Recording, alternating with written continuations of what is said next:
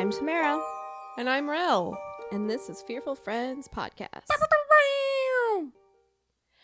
So, hello listeners, welcome. This episode will be a little bit different this week.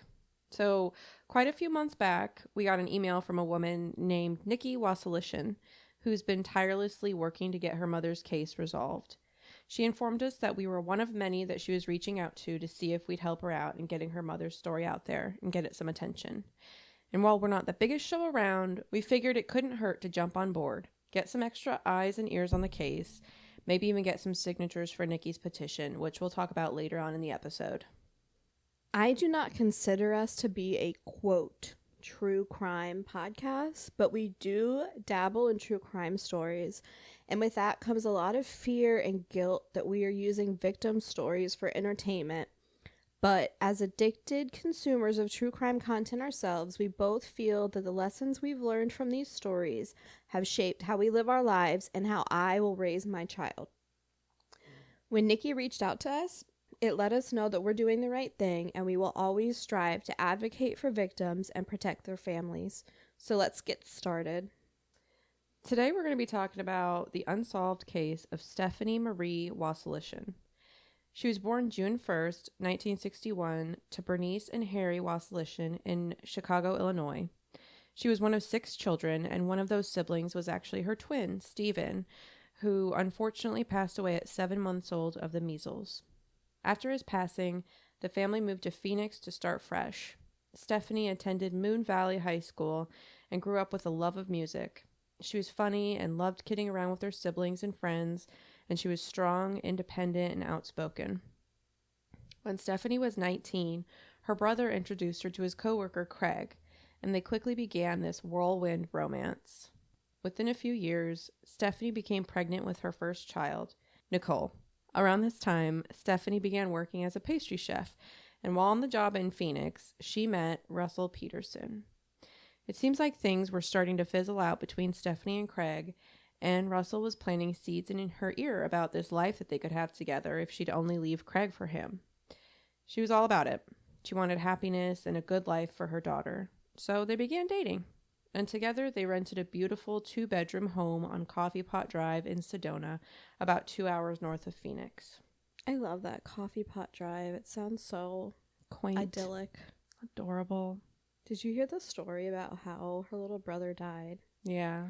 In that podcast called Fuck That, about how he died from the measles because no first responders. Nobody would take him because he was contagious. A 7-month-old baby. Yeah. And that was like before vaccines were invented for measles and stuff like that. But also measles had a very, very low death rate. Right.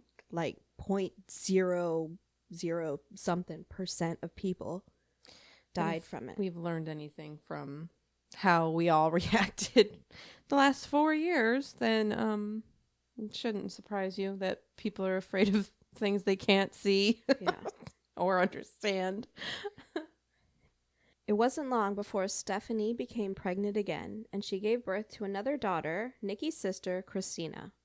Marriage between Russell and Stephanie was talked about and seemed like there was even a wedding day planned, but at the last minute, Russell made it clear that he just didn't want to get married.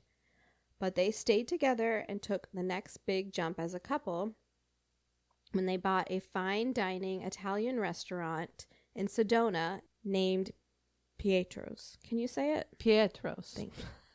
Russell was the head chef and Stephanie was the pastry chef. After the purchase of the business, the couple's relationship began to suffer. I'm not sure if you know anyone who works in the food industry, but it's a lot of late nights. It's a very stressful environment. You hardly get any time off, and a lot of times there's a ton of drugs and alcohol involved. And this was unfortunately the case in their relationship. On top of all of that, the original police report revealed that Stephanie had told her mother over 50 times that Russell had been abusing her physically and emotionally. And Stephanie's sister, Wendy, believes that Stephanie was making plans to leave him for good. Russell has denied all of these allegations. I do want to say he denies these allegations after the fact, after Stephanie's murder. But to me, it doesn't make sense that her mom would come forward in this if, like, he just accuses her, spoiler, as a suicide. He says she committed suicide. I don't understand why Stephanie's mom would come forward with these allegations afterwards if it's just not true. Like, what's the point of her doing this? Right, yeah. To me, that seems stupid. Just to make blow it up, Right. Like,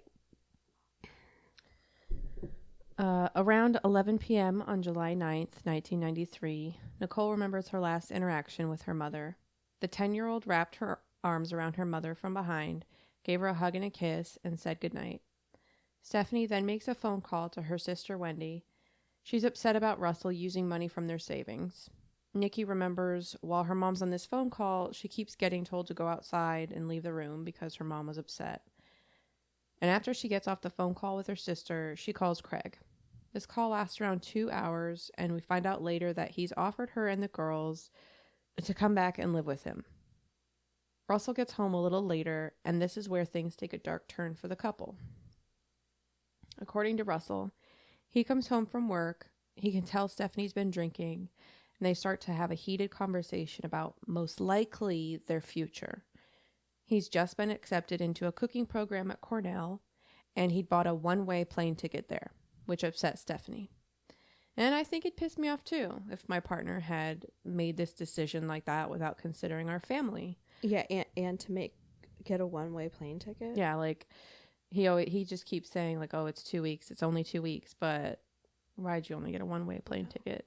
It seems a little permanent, if you ask me. Mm-hmm. But anyway, it's at this time that Russell claims they begin arguing in the living room, and Stephanie goes into the master bedroom, grabs Russell's handgun, and fired it at him in the living room, but missed. He then followed her into the bedroom, where the fatal and final shot took place. He claims he, quote, heard a pop and she dropped. And at 1:40 a.m., Russell phones the Sedona Police. Here's how that call goes. 911, what's your emergency? I need help. What kind of help, sir? There's been a very bad accident. Me and my wife, we were in an argument and she's hurt pretty bad. Okay, what's wrong with her? She's been shot. She was shot? Who shot her? I don't know who. You don't know who shot her? She might have shot herself. Mr. Peterson, where does it look like she's been shot? It looks like she's been shot in the neck or the chest. So right away, Russell is saying this is an accident and that he doesn't know who shot her and that he's unsure where she's been shot. And I know that in moments like this, it can be incredibly hard to remember details, and you can't always judge someone by the way that they react after something traumatic like this happens. But if you actually go look it up on YouTube or listen to some podcasts about this story who are much smarter than I am and can actually put the audio into our podcast, you can hear him and he's so calm and level-headed, and it just sounds like he's trying to remember what he ate last night for dinner, not exactly recall the details of his girlfriend's death. Mm-hmm. Also, you can hear Nikki's little sister in the background. You can hear a child in the background, yeah. Ugh, it just kills me. Even, there's did you listen to the full 9-minute call or whatever? Mm-mm. Where they're having him do CPR and stuff? You can hear the That's kids. what I was wondering, if he actually did CPR. I mean, it's kind of hard to tell. I would hope so, because it was a 9-minute call. They can tell when they do the autopsy, right, that he actually did it. But you can definitely hear kids in the background, and it's and I don't like how he says, when the operator asks, where does it look like she's been shot? He says, it looks like she's been shot in the neck or the chest. Right away, he says exactly what happened, and then he kind of recounts to make it seem like he's not really sure what happened. Oh yeah, he's thinking in the moment, what can I say that's going to get me out of this? Yeah, There's a couple more troubling things surrounding this 911 call. Firstly, that he didn't actually call 911 until after he made a phone call to the Glendale area. It's believed by family members that this was actually to Russell's father. That call happened at around 1:36 a.m. and lasted about a minute. Secondly, the call wasn't made to police until after he moved around the gun. This information came out shortly after police began interviewing him on the night of Stephanie's death. Here's a quote from Russell's interview. I didn't know what to do, and I didn't want to be accused of murder or anything like that. Picked up the gun. I put it in the holster. I put it back in the closet. I brought it back down, and I was like, no, that's stupid. It happened. There's nothing you can do about it at this point. And I set it back there on the ground, and then you guys came. So that's not an awesome look for him. No, and That's Fucked Up podcast, they talked about how he just kept assuring police that he touched the gun. Right. Trying to to like put his bloody handprints, like the reason why. That's why my fingerprints are on there. Yeah. You know, wink, wink. Mm-hmm. So the police are at the couple's home by 1:43 a.m. getting their investigation underway. The young girls seem to have slept through the confrontation, but Nikki is awoken by a flashlight in her face, and police forced her to get up out of bed as they usher her outside through the living room, past Russell, who's on the couch with blood on his hands, rocking back and forward. Fortunately, it seems like Nikki did not see her mother, but unfortunately, her 3-year-old sister had seen Mom's body on the floor, because Nikki said she kept repeating over and over again, Poppy killed Mommy, Poppy killed Mommy, Poppy killed Mommy. And Nikki says she said it in like almost a sing-songy voice because she's 3, almost 4 at the time. That's haunting. The girls then get loaded into the back of a cop car for what seems like ages while police question Russell, and he's finally brought to the car with them and taken to the station for more questioning. I didn't realize, like the first time that I was like reading through everything, I didn't realize how like fucked up it was that they put him in the cop car with the girls until I heard from Nikki's point of view. She was saying like, he put me in the car with like the suspect in my mother's murder. Yeah. And I was just like, oh, ew. Yeah, that's gross. Yeah. And how initially they had told Nikki that her mom and Russell got into a fight and her mom was at her sister Wendy's house. But then Nikki gets in that car, in the police car with Russell, and Russell's telling her, everything's going to be okay. Just want us to be a family. I want us to stick together, or whatever he said. And she even used the words that he fondled her, but he had put his arm around Nikki. And in that moment, he had her mom's blood on her. And that's when Nikki knew something horrible had happened. Yeah. What a horrible way to find out. Yeah. So, the girls are loaded in the car. Stephanie's hands get wrapped with evidence bags so they can later be tested for forensic evidence. And her body is then moved to the medical examiner's office, where Philip Keene would conduct her autopsy. According to the autopsy report, the bullet was fired at close range from a Ruger Red Hawk .44 caliber Magnum revolver. The bullet entered through the front left part of her neck and exited the back of her neck, kind of under her right ear. And it actually missed any important arteries, and it even missed her jugular. But the bullet did fracture her C3 through C5 vertebrae and cut through her spinal cord, forcing bone fragments into her spinal canal and out the exit wound. From what I was reading about this kind of injury, it seems like she would have passed relatively quickly and probably wouldn't have suffered like injuries like that cause like almost immediate paralysis and you just go down. Thank goodness. Yeah.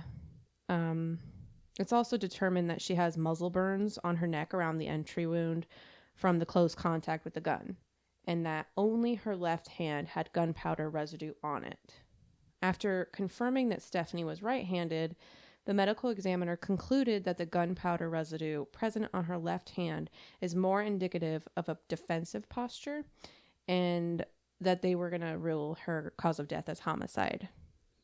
So it's not common to get a homicide ruling on a death certificate unless it's so outrageously obvious. Yeah. Because like medical examiners do not just put that on. Right. A lot of them will just put, the actual cause of the death, like right.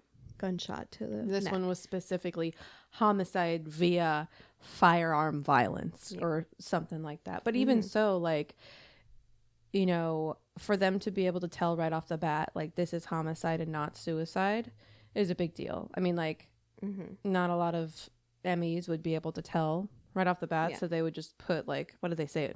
Unknown, whatever. Within months of Stephanie's death, Russell starts flip-flopping his story. The first time he's interviewed in July, police point blank ask him, "Where were you in relation to Stephanie and the gun? Far away? Close by?" He tells them he was close by, but he didn't know exactly how close. Fair. But in September, when he was interviewed, he tells police that he watched her fall from a distance. He actually makes a point of mentioning how he saw her knees buckle as she fell. That's the first contradiction.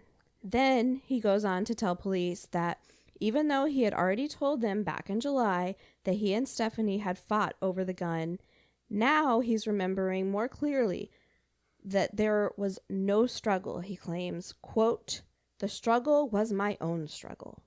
Like maybe in his head he wanted to grab her and get her to stop shooting at him, but that didn't happen. He claims he never once put his hands on her, but then he says again he doesn't know what happened. So he's trying to distance himself from the shooting, kind of making it seem like she did it to herself. But investigators had already done a simulation where they found a woman of the same size and build as Stephanie.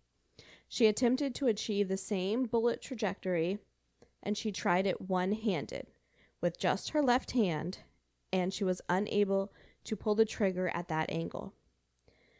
Rel did a little research into the gun that was used, and it seems like a pretty hefty gun. It's big and heavy and chunky, and it was described as generating a, quote, punishing amount of recoil and would be difficult to shoot one-handed, let alone with your non-dominant hand. Now, when investigators complete another simulation where the gun is fired in a violent struggle by, let's say, the man in this situation, the trajectory matched up perfectly. So all these little things just keep pointing to Russell, in our opinion. But he just keeps saying, it was her, she shot herself. And that got us thinking, really. Did they even test Russell's hands for gunpowder residue? Because, so much of this is she's got gunpowder residue on her fucking hand. Which, whatever. It turns out they didn't. Why? Dunno. He also said he'd do a polygraph test. That never happened. Why? Dunno. A detective even confronted him about his cooperation in the case, saying, quote, "I think we've been more than understanding with you. You've canceled appointments with us. We've scheduled appointments with you. Okay, I've tried calling you. You moved. You promised me you'd give me your phone number as soon as you got a new one, and then you had a phone and you just didn't recall it. You never returned that. We've bent over backward to show you it was an accident for you." Unquote. But still, they couldn't get any more information from Russell. And despite the inconsistencies in his story and the circumstantial evidence that was building up, it was found out in December of 1993 that the Yavapai County Attorney's Office would not be prosecuting the case, citing lack of evidence. Furthermore, they said that Russell's confusion about whatever happened that night could all be chalked up as the result of trauma or, quote, wishful thinking. After that final interview with Russell in September, there hasn't been any further contact between Russell and the police. They've tried, but he isn't having it. It's also been documented that the police had withdrawn their request to examine the gun. So whatever evidence that could have been given to us from the gun is non-existent. It could have been enough evidence to actually pursue a case, but for whatever reason, they canceled that examination. Yeah, there's just so many unanswered questions in this tragic case, and Stephanie's family members want justice. Nicole's been pushing forward and is trying her best to spread the word about her mother's story. She's even set up a change.org petition, which we'll link in our show notes, and hopefully we can get her enough signatures to get the case before a grand jury. I would like to say that Stephanie did like to be called Stacy. That's how she was known as her family and friends. We refer to her as Stephanie due to this is how her case is documented, and we're bringing attention to that case. Her daughter Nikki has built an amazing platform advocating for her mother's justice. You can find her on TikTok under the handle Nicole Wasilishin 762. That's NICOLEWASILISHIN 762. To find her and hear her cry, quote, "My name is Nicole Wasilishin and I am the daughter of a murdered woman." Bringing attention to this case and to the Sedona Police Department is the best way to help Nikki fight to get her mother's case back opened. So please visit her TikTok, give her a follow, sign the change.org petition we have linked, and check out the many other podcasts and YouTubers from creators who have joined the army to support Nikki's pursuit of justice. Nikki, we are incredibly honored to be a part of your team and cannot wait to post an update on this case for you, your sister, and your mom.